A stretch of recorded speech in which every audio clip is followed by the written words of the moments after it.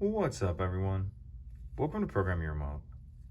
Today we're doing a battery change on a Nissan remote.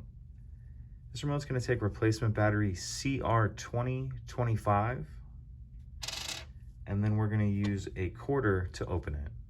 If you don't have a quarter handy, you can also use a flathead screwdriver or something similar. But if we take our remote and we look down near the key ring, we'll see this notch on the bottom. Put the quarter in there, and then we're just going to twist it like this. Pop the shell apart. If we look in the back of the shell, we'll see our battery right here. And I like to grab something like this just to get under the edge of it.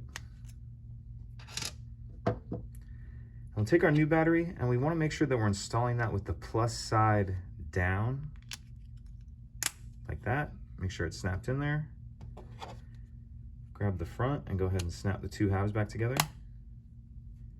And that's it. Pretty simple. If you have any questions, please let me know.